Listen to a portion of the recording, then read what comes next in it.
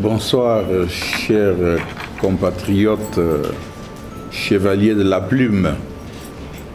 Bonsoir. Bonsoir. Bien.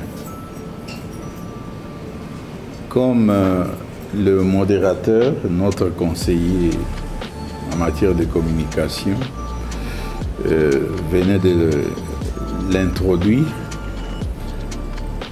beaucoup au niveau de l'opinion nationale et internationale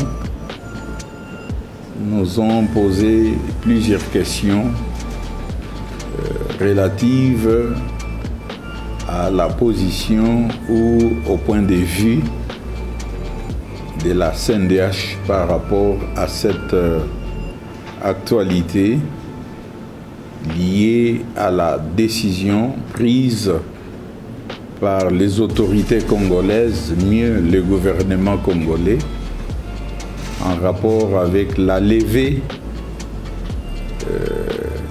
du moratoire sur la peine de mort. C'est avec raison que on nous demande de donner, l'opinion nous demande de donner notre position, puisque la Commission nationale des droits de l'homme est une institution étatique, une institution d'appui à la démocratie, qui est un outil plutôt, une institution qui a la charge de conseiller le gouvernement congolais, conseiller les autorités congolaises sur toutes les matières qui touchent à la promotion et à la protection des droits humains. Aujourd'hui, après beaucoup de cogitations, beaucoup de recherches aussi de nos experts, nous sommes en mesure de vous livrer notre analyse sur cette question importante. Mais avant de passer la parole à notre collègue, la vice-présidente de notre institution, je dois souligner le fait que nous parlons ici en tant que bureau au nom de 9 membres commissaires nationaux des droits de l'homme de la RDC. Tous les collègues, il y en a qui sont présentement à Kinshasa, d'autres sont en voyage, mais nous avons travaillé ensemble et c'est au nom donc de la plénière de la CNDH RDC que nous allons vous livrer cet avis et ces propositions sur cette question d'actualité qui fait couler beaucoup d'encre. Alors, je voulais en deuxième position, en deuxième point, vous dire que lorsque nous regardons l'évolution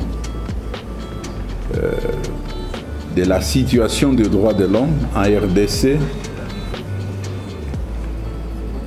les tableaux indiquent que la RDC est un pays qui a souffert, qui est passé par des tragédies inacceptables en termes de violations massives des droits de l'homme, en termes de massacres de populations, jusqu'à ces jours, nous déplorons encore des violations graves des droits de l'homme, surtout des crimes de toutes sortes enregistrés, surtout à l'est du pays, avec le conflit armé, le conflit qui endeuille la population congolaise du fait qu'il y a un pays voisin, le Rwanda, qui entretient de rebelles, le groupe rebelle, j'ai cité le M23, et les éléments même de l'armée rwandaise ont traversé et sont sur le territoire congolais en train de soutenir ou bien de se battre contre l'armée nationale de notre pays. Eh bien, il y a des rapports bien précis sur cela, sur ces massacres, bien documentés, des rapports rédigés par les organisations nationales de droits de l'homme, les organisations congolaises, aussi bien des rapports des organisations internationales sur cette tragédie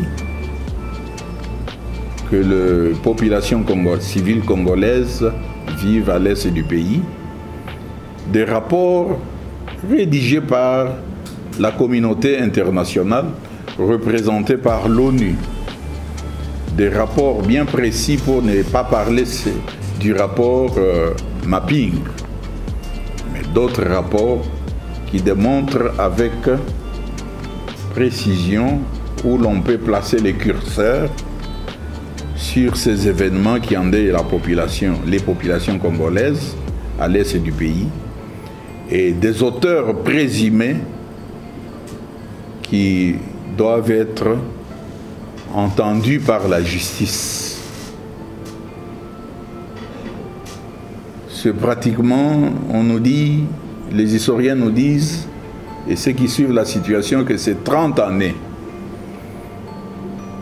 que nous venons de totaliser avec cette situation inadmissible aux conséquences telles que on parle de millions de vies fauchées au sein de la population congolaise à l'est du pays, sans pour autant oublier qu'il y a encore des conséquences négatives en termes de sécurité humanitaire, des déplacés internes, de gens qui n'ont plus de familles séparées, et donc une tragédie qui mérite d'être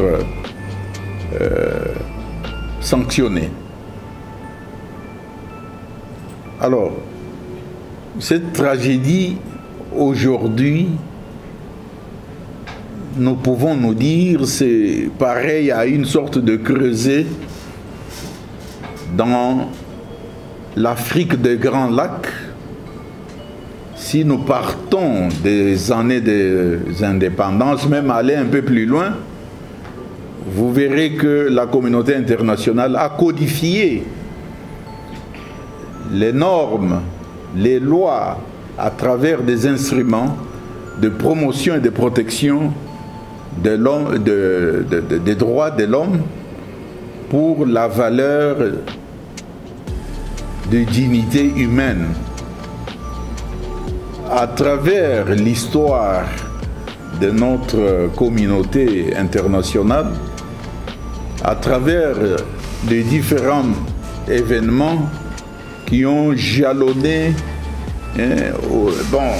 à travers, l'histoire qui raconte l'histoire, comment on en est arrivé là, à la codification de toutes ces normes, toutes ces lois en termes d'instruments internationaux de promotion et de protection des droits de l'homme,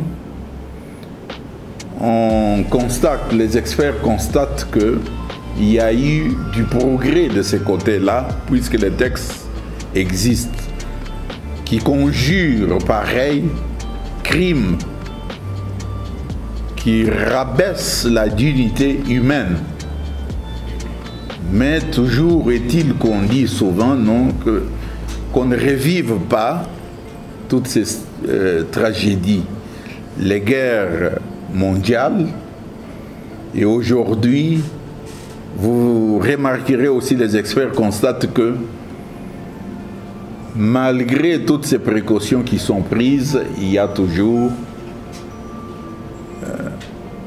une sorte de manque de respect de la dignité humaine à travers des événements à déplorer.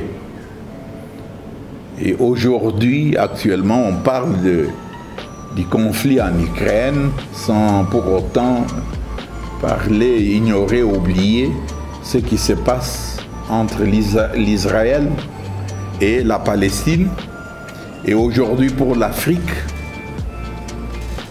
c'est comme si le creuset est là, dans ce que nous appelons l'Afrique de Grand Lac, et très précisément en République démocratique du Congo, dans sa partie est.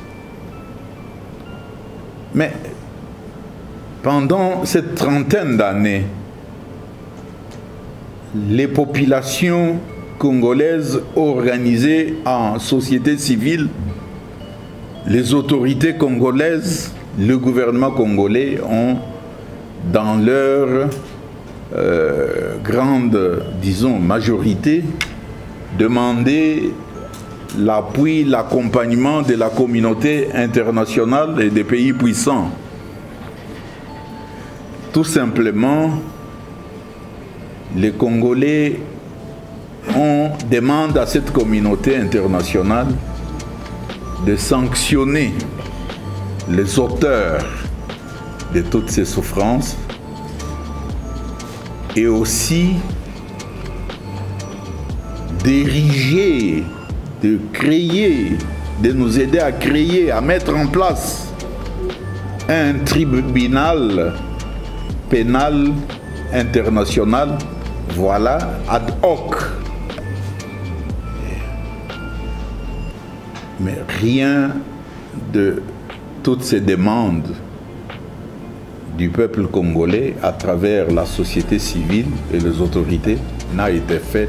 Jusqu'à ce jour, nous n'avons pas un tribunal ad hoc comme ailleurs et les rapports ne sont pas exploités pour sanctionner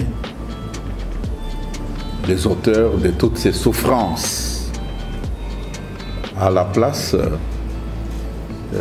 aujourd'hui, nous constatons que les autorités congolaises, les gouvernements, viennent de réagir en prenant une décision, une résolution, celle de lever,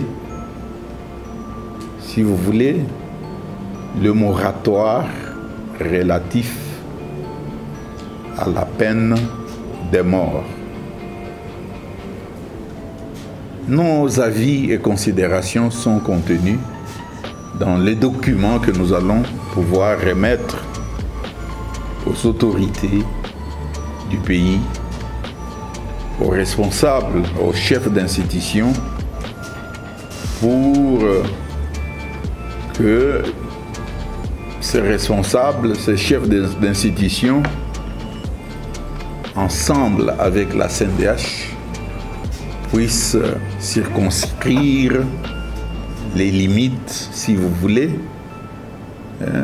comment s'assumer par rapport à cette décision que les autorités ont prise. Puisque la CNDH est une institution d'appui à la démocratie, mais qui doit conseiller, si vous voulez, aviser le gouvernement. Nous allons donc vous laisser découvrir avec nous les éléments qui sont contenus dans notre avis que la vice-présidente va vous livrer, et vous aurez à la fin, chacun des journalistes, une copie de cet avis et propositions faites aux autorités de notre pays sur cette question précise. Donc, nous allons donc inviter la vice-présidente de la CNDH de nous donner l'économie de cet avis. Bonsoir. L'avis est long. Je vous invite à me suivre attentivement et à noter les grands points. Et vous aurez, comme le président l'a dit, une copie de notre avis que nous déposerons aux autorités concernées. Merci pour votre aimable attention d'ores et déjà. Avis numéro 001-AP-CNDH-RDC-2024. Portant avis et propositions de la Commission nationale des droits de l'homme relatif à la levée du moratoire sur l'exécution de la peine de mort en République démocratique du Congo. La Commission nationale des droits de l'homme.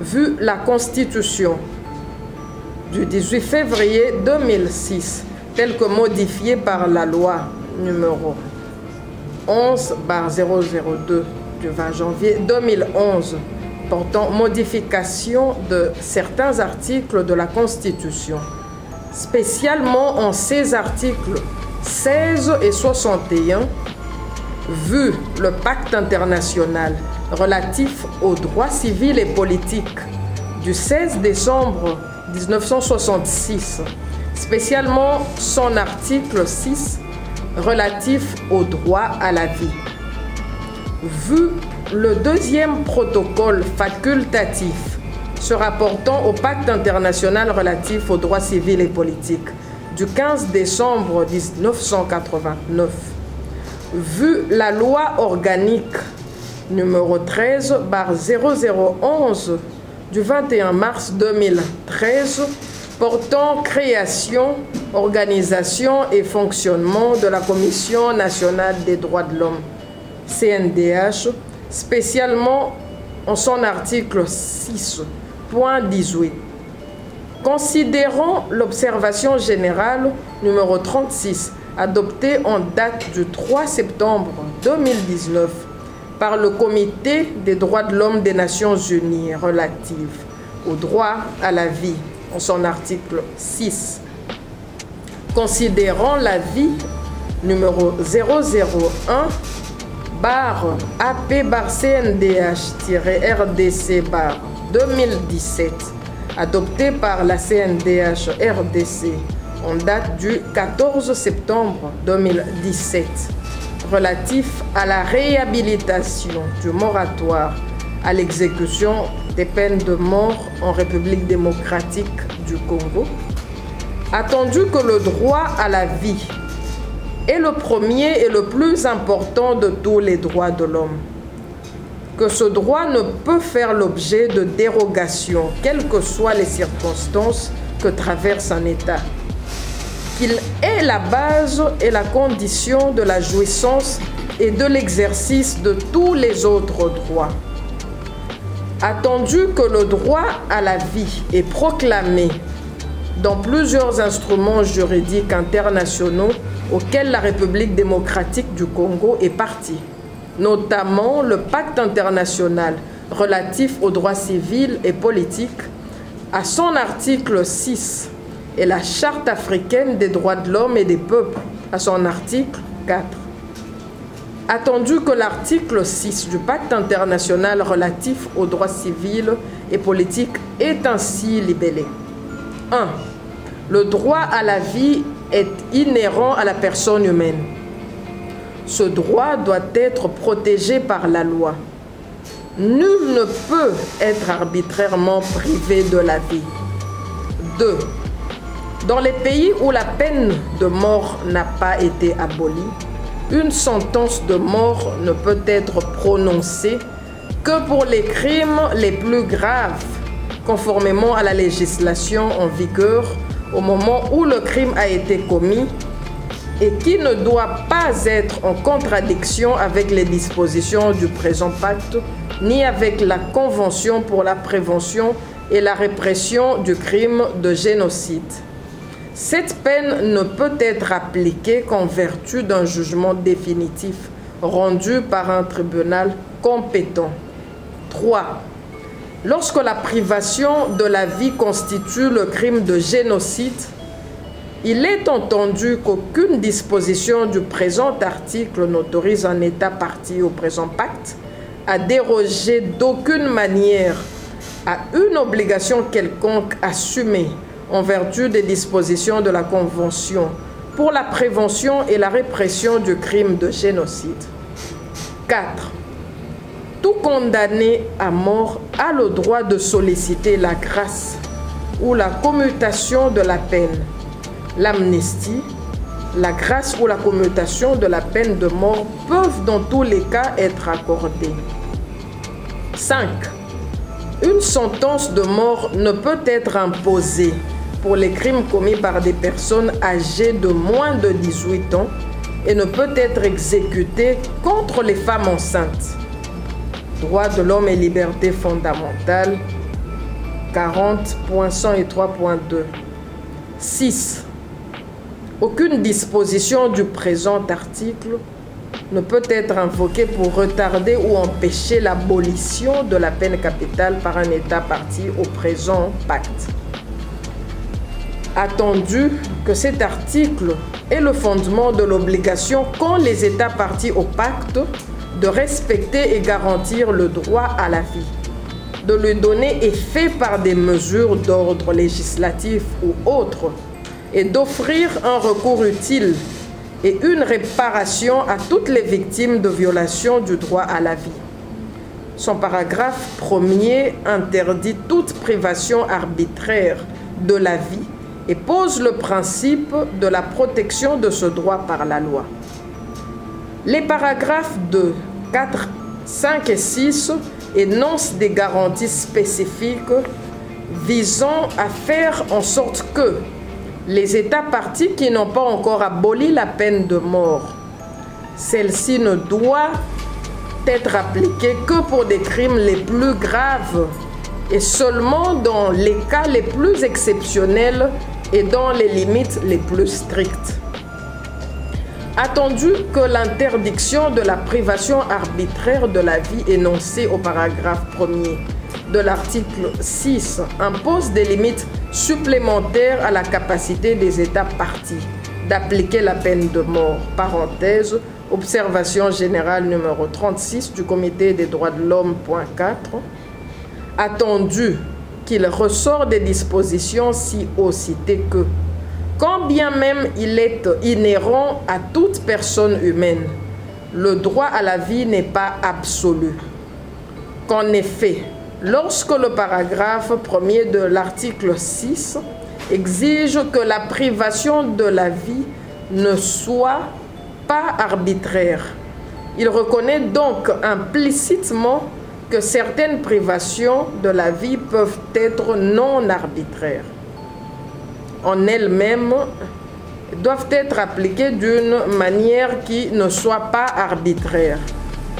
Que c'est ainsi que les États qui n'ont pas aboli la peine de mort et qui ne sont pas partis au deuxième protocole facultatif se rapportant au pacte visant à abolir la peine de mort ou à d'autres traités prévoyant l'abolition de la peine de mort ne sont pas à porte-à-faux avec le pacte lorsqu'ils appliquent cette peine de manière non arbitraire et pour réprimer les crimes les plus graves. Parenthèse, observation générale numéro 36.10. Attendu toutefois que l'expression « les crimes les plus graves » utilisée au paragraphe 2 de l'article 6 n'est pas définie par le pacte. Que c'est le Comité des droits de l'homme, organe de supervision de la mise en œuvre du pacte par les États partis, qui lui a donné un contenu. Que pour cet organe donc, l'expression « crimes les plus graves » doit être prise de manière restrictive et s'entendre uniquement des crimes d'une extrême gravité, impliquant un homicide intentionnel, que les crimes qui n'ont pas la mort pour résultat direct et intentionnel, tels que la tentative de meurtre, la corruption et autres infractions économiques et politiques, le vol à main armée, les actes de piraterie, les enlèvements, les infractions liées à la drogue et les infractions sexuelles, bien qu'ils soient de nature grave, ne peuvent jamais servir de fondement au regard de l'article 6 donc pour imposer la peine de mort. Que dans le même ordre d'idées, un degré limité de participation ou de complicité, même dans la perpétration des crimes parmi les plus graves. Par exemple, le fait de fournir le moyen physique de commettre un meurtre ne saurait justifier l'imposition de la peine de mort. Parenthèse, observation générale numéro 36.35. Attendu que les autres conditions imposées aux États partis au pacte qui appliquent encore la peine de mort sont la conformité de la législation relative à la peine de mort aux normes internationales dans le pacte, l'interdiction de faire rétroagir la dite législation, l'obligation de n'appliquer la peine de mort que lorsqu'elle est prononcée par un jugement définitif, rendu par un tribunal compétent, l'interdiction de prononcer la sentence de mort contre les personnes âgées de moins de 18 ans, l'interdiction d'exécuter une sentence de mort contre une femme enceinte, le respect du droit à l'appel. Attendu que, tout compte fait, la rédaction de l'article 6 du pacte international relatif aux droits civils et politiques porte l'empreinte du courant abolitionniste, que cela ressort clairement des termes des paragraphes 2 et 6. Qu'au paragraphe 2, la référence à l'application de la peine de mort est précédée de celle de l'abolition de cette peine en ces termes, dans les pays où la peine de mort n'a pas encore été abolie. Que l'invitation à abolir la peine de mort, ou mieux encore, la préférence pour l'abolition de la peine de mort est encore plus explicite au paragraphe 6 libellé comme suit. Aucune disposition du présent article ne peut être invoquée pour retarder ou empêcher l'abolition de la peine capitale par un État parti au présent acte. Attendu que le courant abolitionniste qui a inspiré la rédaction de l'article 6 du pacte a culminé par l'adoption le 15 décembre 1989 du deuxième protocole facultatif se rapportant au pacte international relatif aux droits civils et politiques visant l'abolition de la peine de mort. Que les articles 1er et 2 de ce protocole disposent. Attendu que 58 ans après l'adoption du pacte international relatif aux droits civils et politiques et 35 ans après celle du deuxième protocole facultatif à ce pacte, le courant abolitionniste est devenu majoritaire au sein de la communauté internationale. Que plus de 140 États ont aboli la peine de mort, que plusieurs autres ont réformé leurs codes pénaux afin de réduire le nombre d'infractions pour lesquelles la peine de mort peut être prononcée, et que d'autres encore sont abolitionnistes de fait, en ce qu'ils ont arrêté d'exécuter les peines de mort prononcées par leurs tribunaux depuis plus de 10 ans. Attendu qu'il ressort de ce qui précède que la peine de mort est, pour la majorité de la communauté internationale, une sanction qui porte atteinte au droit à la vie, que c'est ainsi qu'à défaut d'obtenir l'abolition formelle de la peine de mort pour tous les crimes par tous les États, les organisations internationales ayant dans leur mandat la promotion et la protection des droits de l'homme exhortent leurs États membres qui maintiennent encore la peine de mort à adopter un moratoire sur les exécutions de la peine de mort. qu'au niveau des nations, l'Assemblée a en 2007 décidé d'adopter tous les 2 ans une résolution relative à la question d'un moratoire sur l'application de la peine de mort. Qu'à ce jour, 9 résolutions ont été adoptées. Que dans toutes ces résolutions, l'Assemblée s'inquiète de ce que la peine de mort continue d'être appliquée, demande aux États de réduire et de limiter progressivement l'application de la peine de mort et réduire le nombre d'infractions punies de la peine de mort, d'instituer un moratoire sur les exécutions en vue de l'abolition de la peine de mort. Engage les États qui ont aboli la peine de mort à ne pas les rétablir. Encourage les États qui ont institué un moratoire à le maintenir et à partager leur expérience à cet égard. Demande aux États qui ne l'ont pas encore fait à adhérer au 2e protocole facultatif se rapportant au pacte international relatif aux droits civils et politiques visant l'abolition de la peine de mort ou de le ratifier. Attendu qu'au niveau africain et dans le même esprit que l'Assemblée générale des Nations unies, la Commission africaine des droits de l'homme et des peuples a adopté 2 résolutions sur la même question.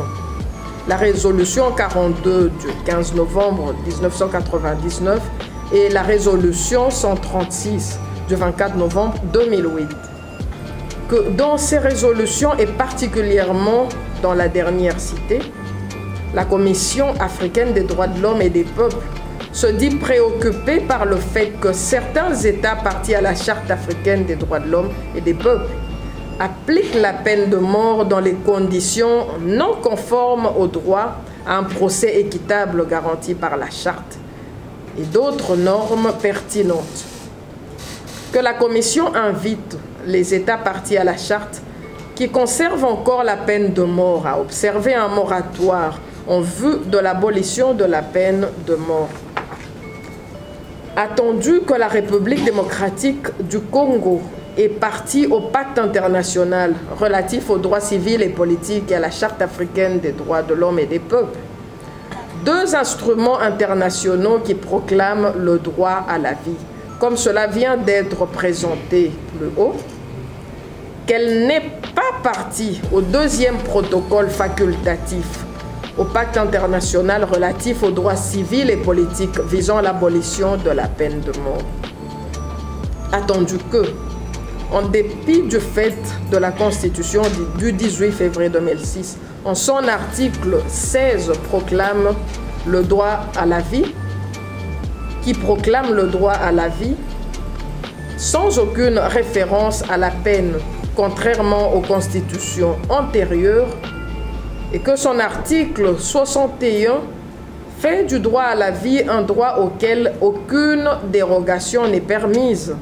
Les cours et tribunaux de la République démocratique du Congo, civils et militaires, continuent de prononcer la peine de mort et ce, pour une multitude d'infractions.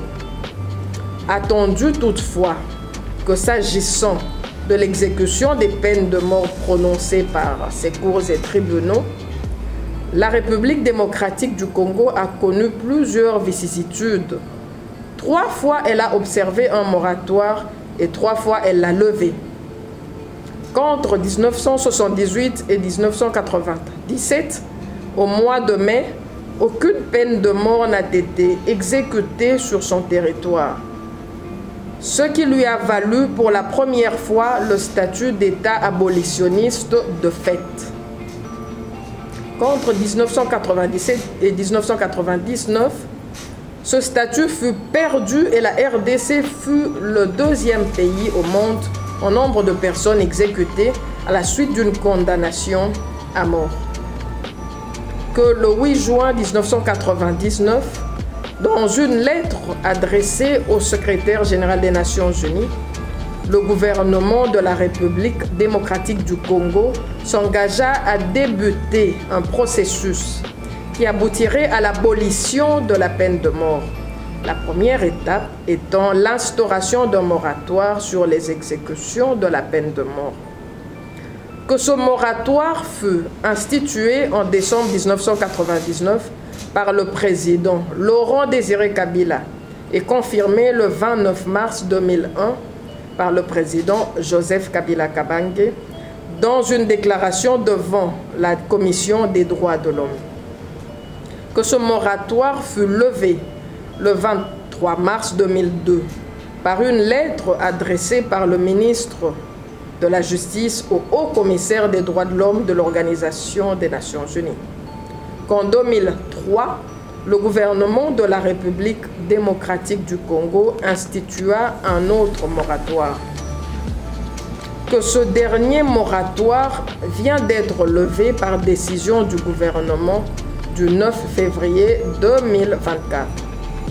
Qu'en exécution de cette décision, Son Excellence la ministre d'État et ministre de la Justice a signé le 13 mars 2024 la note circulaire numéro 002-MME-CAB-ME-MIN-J et GS-2024 adressée aux chefs de haute juridiction et office des parquets, que dans cette circulaire, Madame la ministre donne la justification de la décision de lever le moratoire et circonscrit le cadre de l'application de la peine de mort.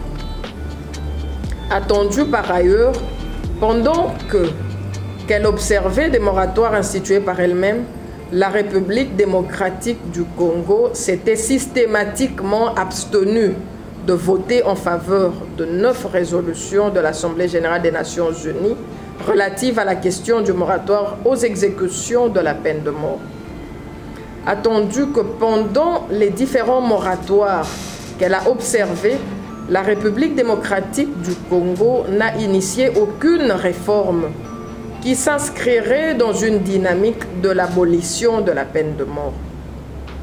Que dès lors, la levée du moratoire qui était en cours est susceptible d'entraîner de nombreuses violations des dispositions pertinentes, universelles et régionales relatives au droit à la vie. Qu'en effet, au moment où le moratoire est levé, les lois et la pratique de la République démocratique du Congo sont encore en deçà des standards internationaux présentés si haut.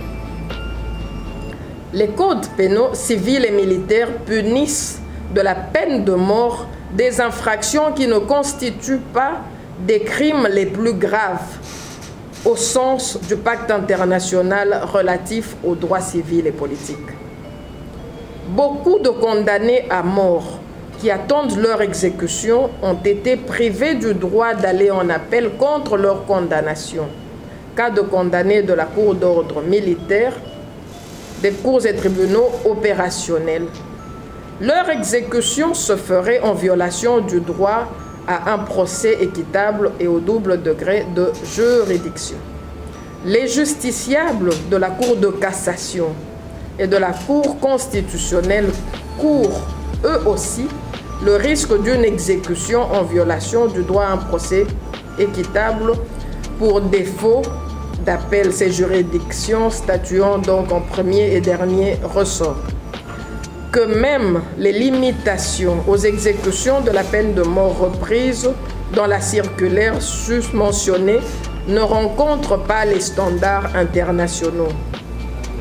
Attendu que la circulaire dont mention donne d'une part les contextes et les circonstances dans lesquelles doivent se commettre les infractions dont les auteurs, une fois condamnés, seront exécutés, et d'autres, une liste non limitative des dites infractions.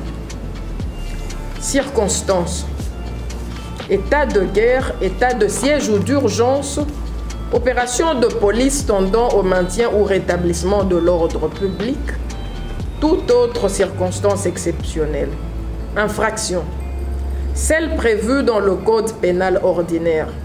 Association de malfaiteurs, trahison, espionnage, participation à des bandes armées, participation à des mouvements insurrectionnels, crimes de génocide, crimes contre l'humanité et crimes de guerre.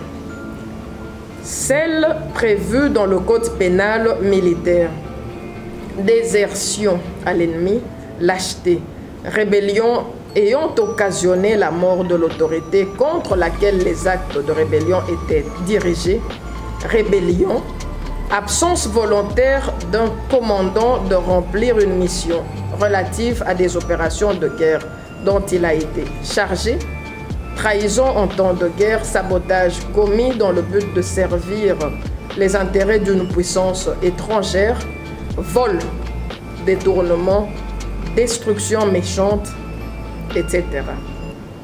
Attendu qu'il est chais de rappeler ici que la peine de mort ne peut être prononcée que pour les crimes les plus graves, que les circonstances ou contextes de la commission de ces infractions ne doivent pas en soi être nécessairement déterminants, que pour revenir aux circonstances citées par la circulaire, la CNDH est d'avis qu'en dehors d'état de guerre, toutes les autres sont irrelevantes, que le banditisme urbain ne peut être efficacement combattu que par des mesures qui s'attaquent à ses causes profondes, qu'il n'est pas certain que l'exécution des peines de mort viendra à bout du dit phénomène, que les infractions commises dans le contexte du maintien ou du rétablissement de l'ordre public renvoient entre autres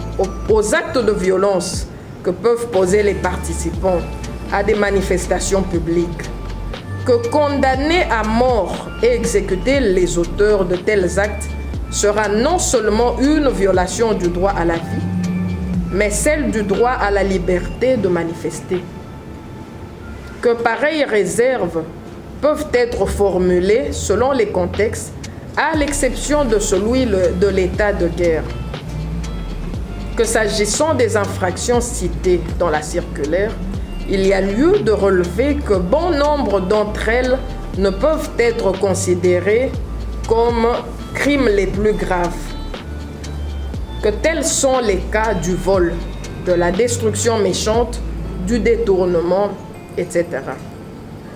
Que par ailleurs, la circulaire ajoute à l'insécurité juridique en laissant la liste non exhaustive.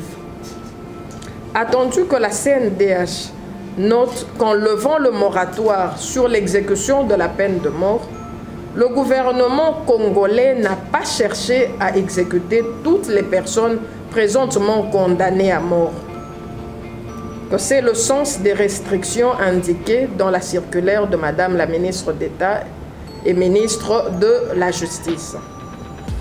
Attendu que pour toutes les raisons reprises ci-dessus, la CNDH est d'avis qu'avant la reprise de l'exécution de la peine de mort en République démocratique du Congo, le gouvernement devrait engager des réformes législatives de grande ampleur. Que ces réformes consisteraient donc dans la modification des codes pénaux civils et militaires afin de réduire considérablement le nombre d'infractions pour lesquelles la peine de mort peut être prononcée, les infractions les plus graves. Édicter de nouvelles peines aux infractions qui auront cessé d'appartenir à la catégorie de celles actuellement punies de la peine mort visée. Commuer pour certaines personnes leur condamnation à mort en de peines qui auront été édictées à la suite de la réforme pour punir les faits pour lesquels ces personnes ont été condamnées à mort. Offrir la possibilité d'aller en appel à tout condamné par une juridiction pénale ou statuant en matière pénale. Attendu que la CNDH est consciente du fait que le gouvernement est talonné par l'urgence d'agir pour faire face à l'insécurité qui sévit à l'est du pays et dans certaines autres provinces, que pour ce motif, le gouvernement devrait urgemment circonscrire, avec l'assistance de la CNDH, les cas de condamnés des crimes les plus graves, remplissant le critérium de la réserve du deuxième protocole facultatif relatif au pacte international des droits civils et politiques visant l'abolition de la peine de mort. Que par ailleurs, la CNDH est d'avis qu'il est plus avantageux pour la République démocratique du Congo d'adhérer au deuxième protocole facultatif au pacte international relatif aux droits civils et politiques visant l'abolition de la peine de mort en formulant la réserve autorité à l'article 2.1 du dit protocole. Attendu que les articles 1er et 2 de cet instrument sont ainsi libellés. Article 1er. 1. Aucune personne relevant de la juridiction prendra toutes les mesures voulues pour abolir la peine de mort dans le ressort de sa juridiction. Article 2. 1. Il ne sera admis aucune réserve au présent protocole en dehors de la réserve formulée lors de la ratification ou de l'adhésion et prévoyant l'application de la peine de mort en temps de guerre à la suite d'une condamnation pour un crime de caractère militaire, d'une gravité extrême commis en temps de guerre. 2. L'État parti formulant une telle réserve communiquera au secrétaire général de l'Organisation des Nations Unies, lors de la ratification ou de l'adhésion, les dispositions pertinentes de sa législation interne qui s'applique en temps de guerre. Que l'acceptation de cet instrument par adhésion ou par ratification avec la réserve autorisée rencontre certains partis, la préoccupation actuelle du gouvernement est présente un certain nombre d'avantages. L'interdiction automatique des exécutions, dont un grand nombre en RDC, serait le fait des condamnations à mort pour des infractions qui ne sont pas des crimes les plus graves, au sens de l'article 6 du pacte international relatif aux droits civils et politiques. L'engagement des réformes législatives sans précipitation. L'abolition de manière irrévocable de la peine de mort à l'égard des faits qui ne constituent pas des infractions les plus graves. La rétention jusqu'à nouvel ordre de la peine de mort pour les infractions de caractère militaire d'une extrême gravité commises en temps de guerre. La CNDH propose au gouvernement, et ce, sans préjudice de l'urgence qu'impose le contexte actuel de l'insécurité qui sévit à l'est du pays et dans certaines autres provinces, propose donc 1. D'initier des projets de loi modifiant les codes pénaux, civils et militaires afin de réduire considérablement le nombre d'infractions pour lesquelles la peine de mort peut être prononcée, les infractions les plus graves. 2. D'initier des projets de loi relatifs aux nouvelles peines, aux infractions qui auront cessé d'appartenir à la catégorie de celles actuellement punies de la peine de mort. 3. D'initier des projets de loi offrant la possibilité d'aller en appel à tout condamné par une juridiction pénale ou statuant en matière pénale. 4. D'accepter par adhésion ou ratification le deuxième protocole facultatif se rapportant au pacte international relatif aux droits civils et politiques avec la réserve autorisée à l'article 2.1. Au président de la République de commuer pour certaines personnes leur condamnation à mort en de peines qui auront été édictées à la suite de la réforme pour punir les faits pour lesquels ces personnes ont été condamnées à mort. Fait à Kinshasa le 26 mars 2024. Pour la Commission nationale des droits de l'homme, Paul Nsapou-Mukulu, le président. Page de l'histoire de notre pays, la République démocratique du Congo. Et pour la suite, nous avons la panoplie de nos experts qui sont là, il y a d'autres qui ne sont pas avec nous, qui pourront organiser dans les jours à venir, et si vous avez d'autres questions, de séances d'explication, de sensibilisation, de vulgarisation, tout cela en fonction de cette décision qui a été prise par les autorités de notre pays au niveau gouvernemental. Et nous veillerons à ce que les choses se passent. Parce que, voyez-vous, nous avons demandé que la communauté internationale et les puissances puissent aider, accompagner le peuple congolais dans les solutions possibles, faisables, au-delà des ambitions de certains pays, de certaines multinationales, et au-delà des appâts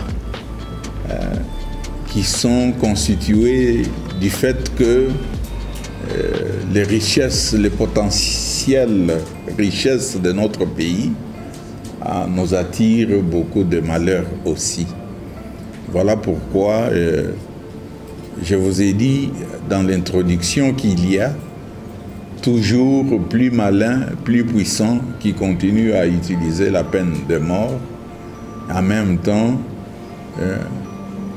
le priver ou interdire aux autres pour des raisons que l'on peut imaginer, d'appliquer aussi une mesure qui pourrait dissuader et mettre de l'ordre dans la gestion d'un pays comme le nôtre. Voilà, on ne va pas refaire notre point de presse.